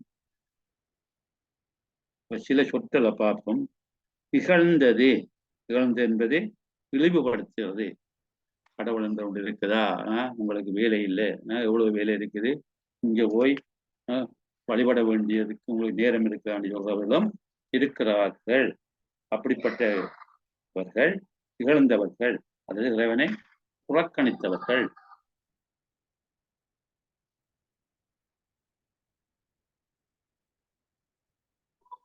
உகந்து என்பது விரும்பி, உத்தமனான் என்பது மேன்மையான தலைவன், பெருமையுடைய தலைவன், சிவன், அப்படியானவன் சிவன். கொழுந்தன்பு என்பது கொழுந்து போன்று தளிர்க்கின்ற, எழும்புகின்ற, வளருகின்ற தலையான அன்புன்னு சொல்லுவோம். சரியோ? கொழுந்தன்பு. அன்பு கூர் என்பது அதிகமாக வரும். சரியோ? கூர் என்பது மிகுவிக்கிறது, அன்பை கூடுவிக்கின்றது. அன்பை கூடுதலாக செய்ய வல்லவர்களுக்கு தான் அன்பு கூற. அதாவது அருள் கூற வல்லார்க்கின்றது அருளை மிகுவிக்க வல்ல அடியவர்களுக்கு. சரியோ? அருள் கூற வல்லார் என்பதை பார்க்கும்போது இந்த திருக்குறள் 757 பார்த்தீங்கன்னா தெரியும். அருளென்னும் அன்பின் குளவி பொருளென்னும் செல்வ செவிலியால் உண்டு. அருளென்னும் அன்பின் குளவி, இந்த அன்பால வெளிப்படுகின்ற குழந்தையாயிருக்கின்றது அருள். அந்த அன்பிலிருந்து அன்பின் வெளிப்பாடு அருள். பொருளென்னும் செல்வ செவிலியால் உண்டு. அன்பென்னும் தாய் பெற்றெடுத்த அருளென்னும் குழந்தையானது பொருளென்னும் செல்வம் படைத்த செவிலித்தாயா வளர்க்கப்பட வேண்டும். அப்ப அந்த அன்பை சரியா வளர்க்க வேண்டும். அன்பை வித்து செய்ய வேண்டும் சொல்லுகின்றார் திருக்குறள்ல 757வது குறள்ல சொல்லுகின்றார். நான் தொகுத்து பார்க்கும்போது இறைவன் படைத்த உயிர்கள் தான் அனைத்தும், எல்லா உயிர்களும் இறைவனுடைய அருட்பெருங்கொடை. அவள் செய்கிற வினைக்கு ஏற்ப உயிர்களுக்கு இந்த உடம்பு கிடைக்கின்றது. இறைவன் படைத்த உயிர் என்று சொல்லும் போது இறைவன் உயிர்களை படைப்பதில்லை, உயிர்களை உடம்பிலே சேர்ப்பவனை தான் படைத்தவன் சொல்லுவோம். என்றாலும் இவற்றில் சில அவனுடைய செலுத்தும் அன்பை இகழ்ந்ததையும், எல்லா உயிர்களும் இறைவனால சரியா உடம்பை பெற்றவை, அதை அவர்கள் உணரவில்லை. உணராமல் அந்த அப்படி தந்த இறைவனை சரி அவனுடைய அன்பை இழந்திருக்கிறார்கள். சரியா அவனை விரும்பாமல் இருக்கிறார்கள், அல்லது அவனை பற்றி அக்கறை கொள்ளாமல் இருக்கிறார்கள். சில உயிர்கள் அன்பு செலுத்தி அவன் அருளை பெற்றதையும் ஈசன் அறிவான். அப்ப சில உயிர்கள், இந்த உடம்பை பெற்ற உயிர்கள், சில உயிர்கள் அவனை பற்றி அறியாமல் அவனை பற்றி இகழ்ந்து பேசுவதும், சில உயிர்கள் அவன் நல்ல செய்கிறான் சொல்லி அவனை போற்றுவதையும் இறைவன் அறிகிறான். அவனுக்கு அறியக்கூடிய ஆற்றல் பெற்றிருக்கிறான். இதற்கேற்பவே அவன் தன் அருளை விரும்பி அதை உகந்து வழங்குவான், அருள் செய்வான். இப்ப இவர்கள் செய்கிற அந்த இகழ்ச்சிக்கும் போற்றுதலுக்கும் தக்கவாறு இறைவன் அந்தந்த உயிர்களுக்கு தன்னுடைய அருளை செய்வான். தன்னிடம் தலையாய அன்பு கொண்டவர்களுக்கு அவன் மிகுந்த மகிழ்ச்சியோடு தான் சொல்லியிருக்கிறார். மகிழ்ந்தன்பு செய்யும் அருளதுவாமே இறைவன் மிக மகிழ்ச்சியோடு தன்னுடைய அருளை செய்வான். அதுவே இறை அருள் தன்மையாகும். இறைவனுடைய தனித்தன்மை என்று கேட்டால் சரியோ, தன்னை அடைந்து தன்னை வணங்கி தன்னோட அன்பு செலுத்துவர்களுக்கு அவன் எப்போதும் அருளை செய்து கொண்டே இருப்பான். அது மகிழ்ச்சியோடு செய்திருப்பான். வேண்டாவதுப்பா செய்யாமல் உள்ளன்போட செய்கிற தன்மை இறைவனுடைய பெருங்குணமாக கொள்ளப்படும். மிக முக்கியமான செய்தியை இங்கே சொல்லுகின்றார். இகழ்ந்ததும் பெற்றதும் ஈசன் அறியும் உகந்தருள் செய்திடும் உத்தமநாதன் கொழுந்தன்பு செய்தருள் கூறவல்லார்க்கு மகிழ்ந்தன்பு செய்யும் அருளது வாமே. இறைவனுடைய திருவருள் அவ்வளவு மேலானது. அடுத்தது 281வது மந்திரம். இறைவனோடு இரண்டர கலப்பது இன்பம். நாங்கள் காலமா பார்த்த விஷயம் கேட்டால், ஒரு ஆணும் பெண்ணும் சேர்ந்து இன்பத்தை அனுபவிக்கும் போது அது உச்ச இன்பம். அதே போல ஒரு உயிரும் இறைவனும் சேர்ந்து பேரின்பத்தை அனுபவிக்கும் போது மேலான இன்பம். இந்த ரெண்டு இன்பம் வார்த்தையால வர்ணிக்க முடியாத இன்பங்கள். அவை உய்த்து உணரக்கூடிய, அனுபவித்து அறியக்கூடிய இன்பங்கள். அதுதான் இங்கே சொல்லுகின்றார். இறைவனோடு இரண்டர கலக்கிற இன்பம் அது வாய் விட்டு சொல்ல முடியாத அளவுக்கு மேலான இன்பம். ஆதி பிரானோடு துன்ப நிலையிலும் பொருந்தி இருந்தால் பிறவி நீக்கும். நாங்கள் எவ்வளவு கஷ்டத்துக்குள்ள இருந்தாலும் இறைவனை எண்ணி எண்ணி எண்ணி அவனை உள்ளுக்கிருத்தி அவனை வழிபடும் போது எங்களுக்கு இந்த பிறவி இல்லாமல் போகும் என்று சொல்கிறார். அன்பால் எடுத்த பிறவிலே முத்தி எய்தலாம். இறைவனோடு அன்பு செலுத்தினால். அதான் கண்ணப்பன் என்பதோர் அன்பின்மை என்றமையால் என்று சொல்லி சொல்வார்களே, கண்ணப்பன் அன்பு அப்படி யாராலையும் எடுத்து விவரிக்க முடியாத உச்ச அன்பு. சரியா? அப்படிப்பட்ட அன்பால அவருக்கு 6 நாள்லயே முத்தி கிடைச்சிருக்குது. சரியா? வாளால் மகவறிந்து ஊட்ட வல்லே நல்லேன், மாது சொன்ன சூழால் இறமை துறக்க வல்லே நல்லேன். சரியோ? மற்றது நாளாரில் சரியா இந்த இறைவனை அடைய வல்லே நல்லன்னு சொல்லி இந்த பாடல் சொல்லப்படுகிறது. அந்த வகையில இறைவனோட சேர்ந்து இருக்கிற அந்த அன்புக்கு இணை எந்த ஒன்றையும் சொல்ல முடியாது. அந்த அன்புக்கு இறைவன் எப்போதும் மகிழ்ச்சி செய்து அவளை செய்வான். அப்படி அந்த அன்பால இந்த பிறவிலேயே முத்தியையும் கொடுப்பான். அதுக்குதான் இந்த வரலாறுகளையும் சொல்றான். சரியா? காரைக்கால் அம்மையார், அப்பர் எல்லாரும் இந்த கண்ணப்பர் இப்படியெல்லாம் அன்பால இறைவனை அடைந்தவர்கள். 281 பார்த்தோம் சொன்னால், இன்பப் பிறவிக்கு இயல்பதை செய்தவன் துன்பப் பிறவி தொழில் பல எண்ணினும் அன்பில் கலவி செய்து ஆதிப்பிரான் வைத்த முன்பப் பிறவி முடிவது தானே. இன்பப் பிறவிக்கு இயல்வது செய்தவன் துன்பப் பிறவி தொழில் பல எண்ணினும் அன்பில் கலவி செய்து ஆதிப்பிரான் வைத்த முன் அப்பிறவி முடிவது தானே. இன்பப் பிறவிக்கு இயல்வது செய்தவன், மக்கள பேரின்பம் அடைவதற்காக தான் இன்பப் பிறவி. சரியா? நாம் இந்த பிறவி எடுத்தது நோக்கம் இறைவனை மெய்யன்போடு வணங்கி முத்தி இன்பம் பெறுவதற்காகவே என்பது ஆறுமுகனாருடைய வாக்கு. அப்ப இந்த பிறவி சரியா இயல்வது, இந்த பிறவி எடுத்து முத்திக்குரிய வழியை செய்தவன், இயல்பாகவே பல சாதனைகளை கொடுத்த இறைவன். இந்த பிறவிக்கு இயல்வது மக்கள் இந்த பேர்மம் அடைகிறதுக்கு இந்த பிறவியில இயல்பான முடியக்கூடிய நாங்களால செய்யக்கூடிய வணக்கம், யோகம், ஞானம், இப்படி பல இருக்குத்தானே. சரியே கிரிய யோக ஞானம் எல்லாம் இருக்கு. இப்படி ஏதாவது செய்யக்கூடியதை சாதனைகளை செய்ய இறைவன் கொடுத்திருக்கிறான். அப்ப இறைவன் பேரின்பம் பெறுவதற்காக இந்த கொடுக்கப்பட்ட இந்த பிறவியிலேயே அதுக்கு நாங்க முடிந்த சாதனங்களை செய்தால், எல்லாம் படிச்சு போட்டு இருக்காமல் படித்த முறைப்படி நடக்கிறது சாதனை செய்தல். இந்த சாதனை செய்து சாதனையின்படி நடந்தால் சரியோ, இப்ப நாங்கள் இன்பப்பிறவி என்னும் பேர்மைத்துவத்திற்கு வேண்டிய அனைத்தையும் அருளால் இறைவன் வகுத்து இருக்கிறான். அதை நாங்கள் சரியாக சாதனை செய்ய வேண்டும் என்ற கருத்தை வலியுறுத்துகிறார். அது இன்பப்பிறவிக்கு இயல்பதி செய்தவன் எல்லாத்தையும் எங்களை ஆகி தந்திருக்கிறான். எல்லா வழிமுறைகளையும் காட்டி தந்திருக்கிறான். வேத சுகாமங்கள் எல்லாம் சொல்லி இருக்கிறான். அதில் நாங்கள் சரியாக செய்ய வேண்டும் என்ற கருத்தை இங்கே வலியுறுத்தப்பட்டிருக்கின்றது.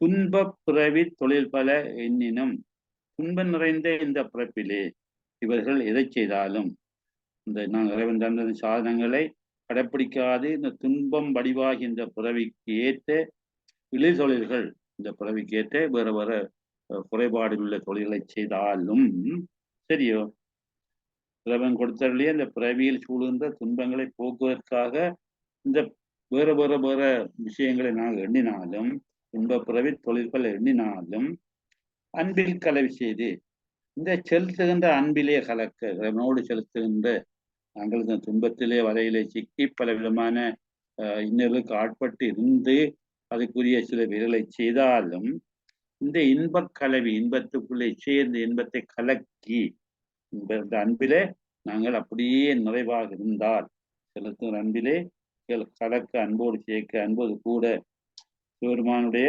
திருவடியிலே நீங்காத அன்பு செய்து அந்த அன்போடு சேர்ந்திருக்க அன்போடு கலந்திருக்கும் போது நாங்கள் இந்த துன்பப்பட்டாலும் துன்பத்துல இந்த பிறவியில ஈடுபட்டு பல பல வேறுபாடான கர்மங்களை செய்தாலும் இந்த அன்பிலே கலவி செய்து இந்த அன்பிலே திளைத்து போய் இருந்தால் ஆதிப்பிரான் வைத்த முன் அப்புறமே முடிவது தானே.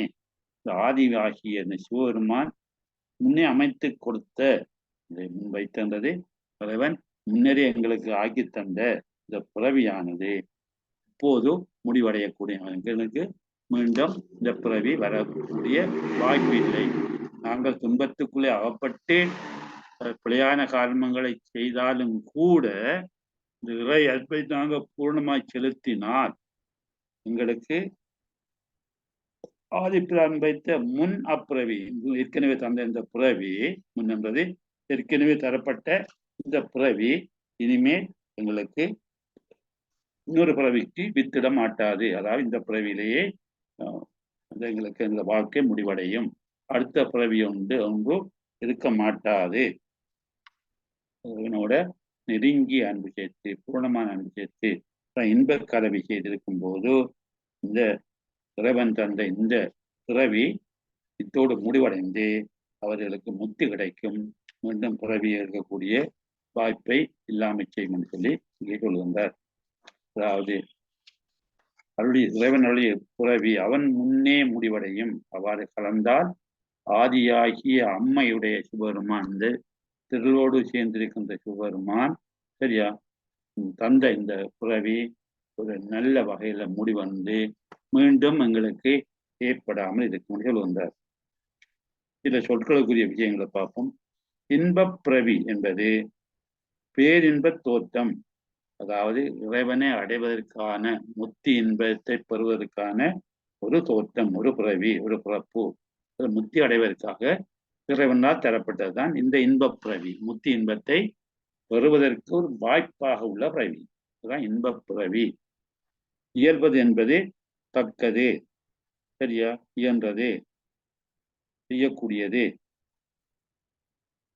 ஔவையார் ஆத்திச்சூடியில் ஔவையார் சொல்ல இயல்பது கரவேல், செய்யக்கூடியதை செய்யுங்க, உங்களால முடிஞ்சதை செய்யுங்க, சரியா. இப்ப இந்த பிறவி பேரின்பத்தை தரக்கூடிய பிறவி, சரியா. இறைவன் தந்த பிறவி. சூரானதை பார்த்தீங்கன்னா தெரியும், சரியா. கண்ணுதலான் தன் கருணை கண்காட்ட வந்தைதி எண்ணுதல் கெட்ட அழிலால் கலரங்கி சொல்லுகிறார். இந்த மன்னரைந்தே மிக்காய் விளங்கொழியாய் எண்ணிறந்தில்லை இல்லாதானே. அதன் இறைவன் தந்த பிறவி. கண்ணுதலான் தன் கருணை கண்காட்ட வந்த இந்த பிறவி அதை முக்தி அடையக்கூடிய பிறவி என்று சொல்லி இங்கே வழங்கப்படுத்துகிறார். அன்பினால் கலவி செய்து, அன்பினால கசிந்துரி கலவி செய்து அன்பால இறங்கி இறங்கி காதலாகி கசிந்து கண்ணீர் மலி என்று சொல்கிறார் சம்பந்த பெருமான். கசிந்து, சரியோ, கடலது கண்ட மெழுகது போல தொழுது உளம் உருகி அழுது உடல் கம்பித்து, அப்படி உருகி உருகி இறைவனை வழிபடுவதுதான் அன்பில் கலவி செய்தல். அன்பால உருகி, சரியோ. தாயினின் நல்ல தலைவரன்றடியார், அதாவது பாலினந்தூட்டின் தாயினஞ்சால பரிந்தினீர் பாவியனுடைய ஊனினை உருக்கி உள்ளொளி பெருக்கி உழைப்பிலா ஆனந்தமாய அப்படி சொல்லி மாணிக்கவாசகர் சொல்றாருன்னு, சரியோ. அப்ப அப்படி அந்த உள்ளத்தை உருக்குகின்ற அன்பால நசிஞ்சி கனிகின்ற தன்மையை கொண்டு அப்படி இருக்கின்ற இந்த அருளை புரிந்து கலத்தல் தான் அன்பிற்கு அளவு செய்து. திருவாசகத்துல கோயில் திருப்பதியம் 2வது பாடல பார்த்தீங்கன்னா, அன்பினால் அடியே நாவியோடு ஆக்கை ஆனந்தமாய் கசிந்திருக என்பரமல்லால் இன்னொரு தந்தாய் யான் இதற்கு இளநோர் கைமாறு முன்புமாய் பின்பும் முழுதுமாய் பரந்த முத்தனே முடிவிலா முதலே தென்பெருந்துறையாய் சிவபெருமானே சீருடை சிவபுரத்தரசி. அப்ப இறைவன் அன்பினால் அடியேன் ஆவியோடாக்கி ஆனந்தமாய் கசிந்துருக என்பரமல்லா இன்னருள் தந்தாய். இறைவன் அப்படியே கொடுக்குறான் அருளை. இதே திருவாசகம் கோயில் திருப்பதியத்தில் 2வது பாடலை சொல்லுகின்றார். திருச்சரகத்திலேயும் முதலாவது பாடலை சொல்லுகின்றார். மெய்தான் அரும்பி விதி விதித்துன் விரையார் கலற்கண் கைதான் தலைவைத்து கண்ணீர் ததும்பி வெதும்பி உள்ளம். அப்படி நாங்கள் இறைவனை கசிந்து காதலாகி கசிந்து அப்படி இருக்கும்போது இறைவனுடைய அந்த திருவருள் எங்களுக்கு நிச்சயமாக கிடைக்கும். நாங்கள் வர வர கஷ்டத்துக்குள்ள மத்தியில பிழையான காரியங்களை செய்தாலும் கூட இந்த இறை அன்புக்கு நிகரானது ஒன்றுமில்லை. தெரியும், உங்களை திருத்தொண்டர் தண்டை பிள்ளையை வெட்டி கரை கொடுக்கிறார், அன்பால கொடுக்கிறார். அறிவாட்ட நாயனார் தண்டை கழுத்து அறக்கிறார். சரியோ, இங்கே தன்னுடைய மகளுக்கு நாளைய கல்யாணம் கூந்தலை வெட்டி கொடுக்கிற ஒரு அப்பா தன்னுடைய மனைவியை சிவனடியாருக்காக கொடுக்கிறார். இதெல்லாம் அன்பின் வழி. அது அன்பால் இருக்கிற பிள்ளையான வேலை தான், கஷ்டமான வேலை தான், சரியில்லாத வேலை தான். ஆனால் செய்கிற சிந்தனை இறை சிந்தனையோடு செய்யும்போது, அதாவது கொடுப்பவர்களுக்கு இருக்கிற அந்த தன்மையை விட அதை பெறுபவர்கள் பெற்ற அந்த தன்மை தான் அது மேலான இருந்தால் அது விளைவை பற்றி யோசிக்க தேவையில்லை. அதாவது பிள்ளைக்கறி கொடுக்கிறோம் என்று சொல்லி நாங்கள் பிள்ளையை விட்டுறது உண்மையான பாவம். ஆனால் அதை பெற்றுக்கொள்கிறவர்கள் அதை அன்போடு பெறுகிறார்கள் என்றால் அது ஏற்றுக்கொள்ளக்கூடியது. அதே போலதான் சண்டேஸ்வரர் என்னோட அப்பாட காலை வெட்டினாலும் கூட சிவனதை ஏற்றுக்கொள்றார். அவருக்கு என்ன செய்யறார்? முடித்தாமமும் போதமும் பாதகத்துக்கே பரிசு வைத்தானுக்கு பல்லாண்டு உறுதும் என்று சொல்லுகின்றார். இப்படி பாவம் செய்தவனுக்கு பரிசு கொடுக்குறார். என்ன சரியா? தண்டை ஆபரணங்கள், தண்டை இதுகள், மாலைகள், அந்த இதுகள், அந்த பிரசாதங்கள், அவருக்கு ஒரு கோயில், அந்த தனக்கு தொண்டருக்கு ஒரு தலைமைத்தன்மை எல்லாம் கொடுத்து இந்த பாதகத்துக்கு பரிசு கொடுக்குறார். அப்ப இப்படி எல்லாம் செய்யறது இது அந்த பெற்றுக்கொள்ளருடைய தன்மையை பொறுத்தது. உண்மையில பிள்ளை என்று சொன்னாலும் கூட என்னத்துக்கு செய்தார்ன்றதை பார்க்க வேண்டும். அதான் இங்கே சொல்லப்படுகிறது. தொகுத்து பார்க்கும்போது இந்த உலக வாழ்வில் ஆன்மாக்கள் இன்பம் எய்தி இருக்க இறைவன் பல வழிமுறைகளை வகுத்துள்ளான். இறைவன் எல்லாம் செய்து தந்திருக்கிறான். என்ன சரியோ, உங்களுக்கு நல்ல அறிவை தருகிறான், நல்ல திருவருளை கொடுக்கிறான், நல்ல நூலை தந்திருக்கிறான், வேத சுவாங்களை தந்திருக்கிறான். சரி, தான் நல்ல வகையில வாழ்ந்து காட்டுகிறான்.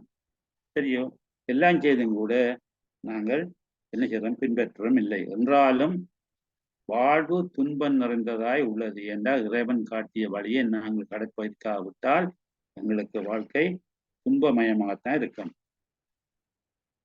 இதற்கு காரணமான வினை தொடர்புகளும் பல உள்ளன. அந்த வினையால வந்த விளைவாகவும் இருக்கலாம்.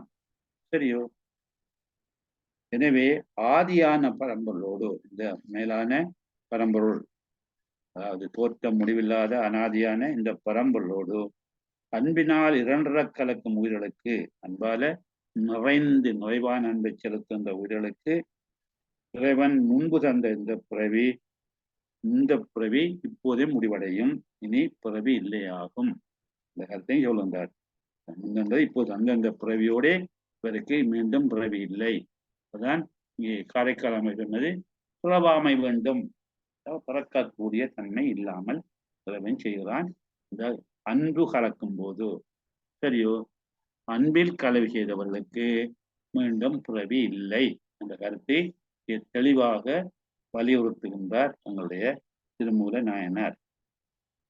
181வது மந்திரம்.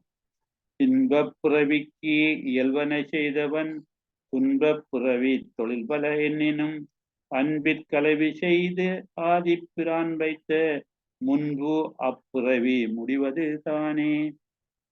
282வது மந்திரம். துன்ப வலை அற பரமனை துதியுங்கள். இந்த வலை என்ற வலையில அகப்பட்டால், இந்த மீனை பிடிக்கிறதுக்கு வலையை வீசுறாங்க தானே, இந்த வலையில அகப்பட்ட மீன் எப்படி துடிச்சு தப்பிக்க வழி இல்லாம திண்டாடுகின்றதோ நாங்களும் இந்த துன்பமாகிய வலைக்குள் அகப்பட்டு துடித்து துடித்து அதுல இருந்து மீள முடியாம தத்தளிக்கிறோம். அதை விடுபடுவதற்கு ஒரே ஒரு வழி பரமனை துதித்தல், இறைவனை வழிபடுதல். ஐம்பொறிகளின் வழி செல்லாது. ஐம்பொறி எங்களை பிழையான பாதையை காட்டும், சரியோ? அதே அந்த வழி செல்லாது அன்போடு சிந்தையில் சோதியை நாட வேண்டும். அன்போட உள்ளத்துக்குள்ள ஒளி பிரவாசிக்க வேண்டும். அதுதான் இருளுறார். அன்புடையாரை இறைவன் ஏற்று அருள்வான். அன்பு செலுத்துவதை இறைவன் எப்போதும் கைவிட மாட்டான்னு சொல்லுகின்றார்.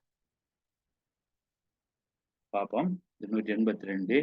அன்புரு சிந்தையின் மேலெழும் அவ்வொளி இன்புரு கண்ணியோடு இயற்கை செய்தன துன்புரு கண்ணி ஐந்தாடும் தொடக்கத்தே நண்புரு சிந்தையை நாடி மின்னீரே. அன்புரு சிந்தையின் மேல் எழும் அவ்வொளி இன்புரு கண்ணியோடு இயற்கை சேர்ந்தன துன்புரு கண்ணி ஐந்தாடும் தொடக்கத்து நண்புரு சிந்தையை நாடுமின் நீரே. நண்புரு சிந்தையை நீர் நாடுங்கள், நீங்கள் நாடி பாருங்கள். பாருங்கோ, அன்புரு சிந்தையின் மேலெழும் அவ்வொளி. இந்த அன்பு பொருந்திய சிந்தையிலே விளங்குகின்ற மனதிலே அன்பு நிறைந்திருக்கும் போது அங்கே என்ன செய்கிறார்? அவ்வொளி சுவமாகிய ஒளி விளங்கும். நாங்கள் அன்போடு பக்தியோடு இருக்கும் போது வேற சிந்தனைகள்ல இருந்து நாங்கள் விடுபட்டு பிற சிந்தனையை மட்டும் இருக்கும் போது அங்கே சிவ ஒளி பிரகாசிக்கும். அன்போடு கூடிய உள்ளத்தில மேல் விளங்க மேலுகின்ற இந்த விளக்கம் வருகின்ற அகர வடிவாகிய, அகர வடிவந்தது இறைவன், இந்த சிவ ஒளி சிவபெருமானிடத்தை நாங்கள் இடையறாது அன்பு செய்து அதனால் நிறைந்த உள்ளத்திலே திருவருள் பேரொளி சிவ ஒளி மேலுணர்ந்து விளங்கும். அதான் இங்கே சம்பந்தர் 3வது திருமுறையில 125வது பதியத்துல 3வது வருத்தப்பாடுகின்றார். அன்புரு சிந்தையராகி அடியவர் பின்புரு நல்லூர் பெருமணம் மேவி நின்று பின்புறும் எந்தை இணையடியேத்துவார் துன்புறுவார் அல்லல் தொண்டு செய்வாரே என்று சொல்லி அன்புரு சிந்தையராகி அடியவர் அன்புரு நல்லூர் பெருமணம் மேவி நின்று இன்புறும் எந்தை இணையடி ஏத்துவார். அன்போடு சேர்ந்து, சரி, அன்போடு அன்பு நிறைந்த சிந்தையை கொண்டிருந்து இன்புறுகின்ற இன்பத்தை தருகின்ற எங்களுக்கு தந்தையா இருக்கின்ற இறைவனுடைய திருவடிகளை ஏத்துகின்றவர்கள் வணங்குகிறவர்கள் துன்புறுவாரில் அவளுக்கு எந்த துன்பமும் வராது என்பது சம்பந்தர் பெருமானுடைய திருவாக்கு. இன்புறு கண்ணியோடு இயற்கை சேர்ந்தன. கண்ணி, கண்ணி என்பது கண்ணை உடையவள், இன்பத்தை தருகின்ற கண்களை உடையவள். சக்தி திருவருள் கடாட்சத்தை கண்ணொளி மூலம் காட்டுபவள். இன்புறு கண்ணியோடு இயற்கை சேர்ந்தன, இன்பத்தை தருகின்ற கண்களையுடைய அந்த சக்தியோடு அருள் ஒளியோடு விளங்குகின்ற கண் இருக்கின்ற கண்களால எங்களுக்கு அருளை தருகின்ற திருவருள் புரிய திருவிழங்கொள்ளவனுடைய அந்த தன்மை, சரியா? இன்பமுடைய கண்களையுடைய பராசக்தியோடு கூடி எம்மை ஏற்றுக்கொள்ள ஒருப்பட்டன இந்த கண்கள் இருக்கிற அந்த தன்மை, அந்த அந்த இதக்கம், இந்த கருணைத்தன்மை, இந்த சக்தி இந்த கண்ணோடு இருக்கின்றது. அது இந்த உயிர்களை நல்வழிப்படுத்தக்கூடியவையா இருக்கின்றன. அம்மை, அந்த அம்மையோடு சேர்த்து இறைவன் இயங்குகிறான். அப்ப அருளை புரிகின்ற திருவருளை புரிகின்ற இலகிய அந்த கண்களை உடைய அருள் கண்களை உடைய அந்த சக்தியோடு சேர்ந்திருந்து இறைவன் எங்களுக்கு இசைந்து இயற்கை சேர்ந்தனன் இறைவன் சேர்ந்து எங்களுக்கு அருள் செய்கிறான். துன்புறு கண்ணி ஐந்தாடும் துடக்கத்து. இங்கே சொன்ன கண்ணியும் அங்கே சொன்ன கண்ணியும் வேற வேற, ஒரே சொல்லுத்தான். அங்கே கண்ணை உடையவள் கண்ணி, இங்கே கண்ணி என்பது வலை, சரியோ? சொல்லுவார்கள் காட்டில கண்ணி வச்சு மிருகங்களை பிடிக்கணும்னு சொல்லுவார்கள். கண்ணி என்றது வலை. அந்த வலையில் ஆகப்பட்டால் துன்பத்தை தருகின்ற கண்ணி, அந்த வலைகள் துன்ப வலைகள், துன்ப வலை என்று சொல்லலாம். சரி, துன்ப வலை ஐந்தாகும் துறக்கத்து, துன்ப வலை 5, சரியோ? துன்ப 882 தானே. ஓ, அன்புறு சிந்தை மேலும் அவ்வொழி இன்புறு கண்ணியோடு ஏற்க சிந்தன துன்புறு கண்ணி ஐந்தாடும். 5 என்பது இந்த 5 பொறிகள், ஐம்பொறிகள். சரியோ? 5 ஆடும், 5 செயற்பாடுகள். இந்த தொடர்பு அறுபட்டு நீங்கும், தொடக்கத்து நீங்கும். சரியோ? இந்த துன்பமாகிய துன்பத்தை தருகின்ற வலை அகப்பட்டு இந்த 5ஆலையும் இருக்கின்ற துன்பத்துல எல்லாம் எங்களுக்கு பாதிப்பு ஏற்படாது.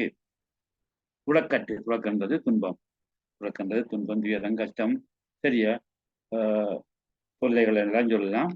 அப்ப இந்த இன்புறு கண்ணியோடு இந்த இறைவன் இருக்கும் போது இந்த துன்ப வலையாகிய 5 பொறிகளோடு கொண்டிருந்த அந்த துடக்கு இல்லாமல் போகும்.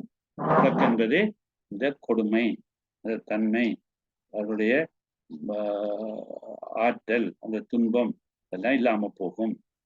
துன்பத்தை மிகுவிக்கின்ற கண்ணி போன்ற ஐம்புல ஆட்டத்தில் ஆடும் துணிப்பினை அறுத்து, அதான் 5 ஆடும் துடக்கு. துடக்குன்றது பிணிப்பு அல்லது துன்பம் அல்லது துயரம் இல்லாம போய் நண்புறு சிந்தையை நாடுமின் நீரே. நீங்கள் அப்போது என்ன செய்வீர்கள்? நன்மை தருகின்ற, சரியா, நண்புறு என்பது நட்பை தருகின்ற, உங்களை உண்டு சேருகின்ற, உங்களை நல்வழிப்படுத்துகின்ற சிந்தையை நாங்கள் நாடுமே அந்த இறைவன் மேலே சாத்துங்கள். உங்களுடைய எல்லா எண்ணங்களையும் அன்பையும் இறைவன் மேலே செலுத்த. உங்களுடைய எண்ணம் முழுக்க இறைமயமாக இருக்க வேண்டும். நீங்கள் அப்படி செய்யுங்கள். சரியா? அப்போது நன்மை பெற்ற சிந்தையை நீங்கள் இறைமையை செலுத்தி இந்த துன்பக் கண்ணியை, துன்ப வலையை நீக்குங்கள், அதில் இல்லாமல் செய்யுங்கள். இறைவன் திருவடியிலே நண்புற்ற சிந்தையை நாடிக்கொள்ளுங்கள்.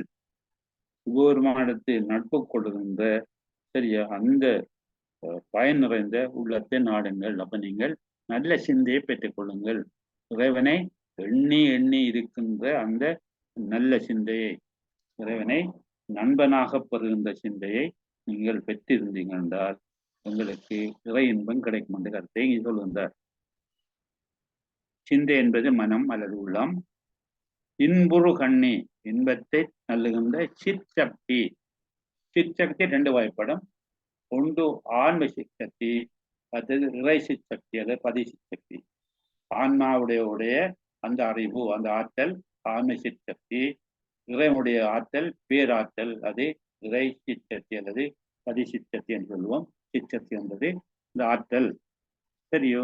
அப்ப இன்புறு கண், இன்பத்தை நல்லுகின்ற சிற்சக்தி, அப்ப இறை சிற்சக்தி. இவள் காமாட்சி என்று சொல்லுவோம், அல்லது உமாதேவி என்று சொல்லுவோம், அல்லது இறைவி என்று சொல்லுவோம். அப்படின்னு சொல்லலாம். சிற்றின்மம் என்பதற்கான அருளை தருகின்ற இந்த கண்களை உடையவள், அவள் இன்புறு கண்ணி. துன்புறு கண்ணி என்பது துன்ப வலை, துன்பத்தை தருகின்ற இந்த ஐம்பொறிகளாலான வலை. கண்ணி 5 இந்த ஆன்ம அறிவை, இந்த ஆன்ம சிற்றக்தியை புறம்போக விட்டாது, அதை இந்த சித்தத்திலிருந்து வெளியிடாமல், வெளிவர முடியாமல் தடுத்து போகத்துக்குள் அழுந்தும்படி தடுத்து நிறுத்துகின்ற ஐம்பொறிகளான வலைகள், அதான் கண்ணி 5. அப்ப இது உயிரை நல்வழிப்படுத்தாமல், சரியா, இந்த போகத்துக்குள் அழுந்தும்படி செய்து துன்பப்படுத்துகின்ற இந்த ஐம்பொறிகளாகிய வலை. 5 என்பது ஐம்பொறி, ஐம்புலன் என்று சொல்லுவோம். துடக்கட்டு என்பது பிணிப்பித்து அல்லது பிணிப்பினை இல்லாமல் செய்து அதில் வர பாதிப்பு, அதில் வர துன்பம் துயரங்களை இல்லாமல் செய்வது துடக்கட்டு. இப்ப நான் தோத்து பார்க்கும்போது உள்ளன்பு கொண்டு பணி செய்வோர் உள்ளத்தில், உள்ளன்பு கொண்டு பணி செய்வோர் உள்ளத்தில் ஓங்கி ஒளிரும் சோதி சுடர் சிவ ஒளி. உள்ளன்பு கொண்டு பணிவோர் உள்ளத்தில் ஓங்கி ஒளிரும் சோதி சிவ ஒளி. அந்த சோதி தான் சிவ ஒளி. அது உயிர்களுக்கு பேரின்ப பெருவாழ்வு தர விரும்பி உயிர்களுக்கு பேரின்ப பெருவாழ்வு தர விரும்பி அருட்பார்வை கொண்ட கண்களையுடைய அதான் இன்புறு கண்ணி, அருட்பார்வை கொண்ட கண்களையுடைய பராசக்தியுடன் சேர்ந்து அருள் புரிய திருவுளம் கொள்ளும். இன்புறு கண்ணியோடு இயற்கை சேர்ந்தன. அதனால் ஆன்மாக்களை சிக்க வைத்து துன்பந்தரம் ஐம்புல இச்சைகளாகிய வலை அறுபட்டு தான் துன்புறு கண்ணி. ஆன்மாக்களை சிக்க வைத்து துன்பந்தரம் ஐம்புல இச்சைகளாகிய வலை அறுபட்டு போகும். இந்த வலை இல்லாமல் போகும். இந்த ஐம்புலனாகிய அந்த வலைகள் இல்லாமல் போகும். ஒரு செயல்கள் இல்லாமல் போகும். எனவே நேச நினைவோடு, அதாவது நண்புறு சிந்தை, நேச நினைவோடு ஈசனை நீங்கள் தேடி உய்யுங்கள். நண்புறு சிந்தையை நாடிமின் நீரை நீங்கள் தேடி உய்தி பதங்கள் என்று சொல்லுகின்றார் இந்த 282வது மந்திரத்துல. அன்புரு சிந்தையின் மேலெழும் அவ்வொளி இன்புரு கண்ணியோடு ஏற்கை சென்றன. துன்முரு கண்ணி ஐந்தாடும் தொடக்கத்து நண்புரு சிந்தையை நாடும் மின்னீரே. அதை நீங்க சேர்ந்து கொள்ளுங்கள் என்று சொல்லி சொல்கின்றார். நாங்கள் இதோட நிறுத்தி நாங்கள் மேற்கொண்டு உங்களுடைய கருத்துக்களை பார்ப்போம்.